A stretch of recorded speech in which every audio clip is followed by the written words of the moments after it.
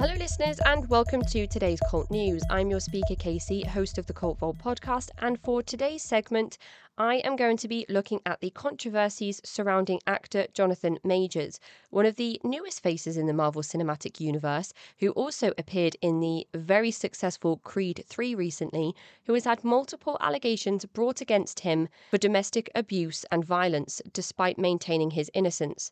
The reason I often talk about cases of abusive, intimate partnerships is because in the UK, coercive control is recognised as a crime under the Serious Crimes Act update of 2016.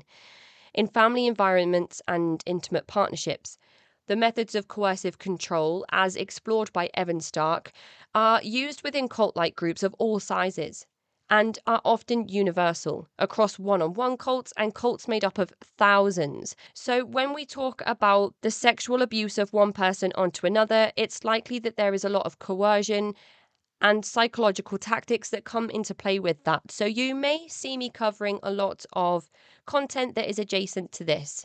As this case moves forward, we will have an overview of further details coming out. So after the massive allegations coming out against Warner Brothers star Ezra Miller, who was accused of multiple counts of harassment, grooming, assault, and so on, as you may have seen in the 30 or so minute deep dive I did on Ezra Miller, we know that they have recently lost their role as the Flash. And with their character Credence Barebone receiving an ambiguous off-screen death in Fantastic Beasts, it seems that Warner Brothers have finally cut ties with their star. With multiple allegations coming out against a Marvel Cinematic Universe star, it seems that Marvel may be eager to follow suit. Jonathan Majors, born September 7th, 1989, is an acting graduate from Yale who has had multiple roles in successful Hollywood movies, landing one of his most recent roles in the notable popular TV series Loki, part of the vast Marvel Cinematic Universe. A series of feature-length films, TV shows, animations with complex crossovers and the revival of actors in roles from past versions of superhero movies.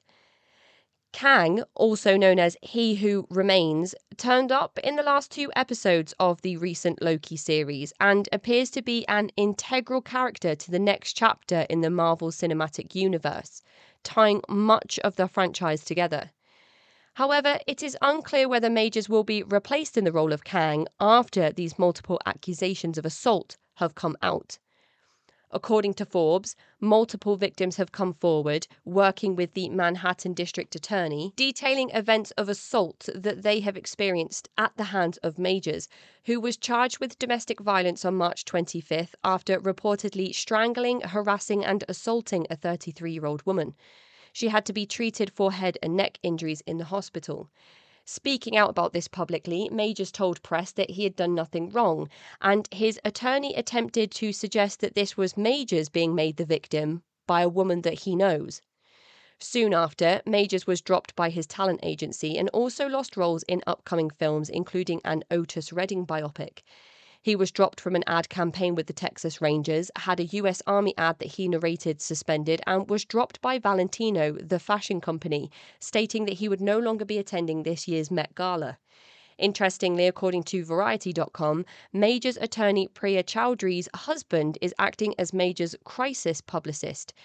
And although only one woman has pressed charges so far, the Manhattan District Attorney has been very vocal about multiple women coming forward to work with him on a case against Majors. Although no news has come out from the Marvel Studios just yet, and no details about the investigation that the District Attorney is putting together, it seems this story could get just as complex as an MCU storyline. If and when that happens, we'll have this overview and I can bring you any updates. So that is the end of today's Cult News. Join me tomorrow for more. I'm your speaker, Casey, host of the Cult Vault podcast.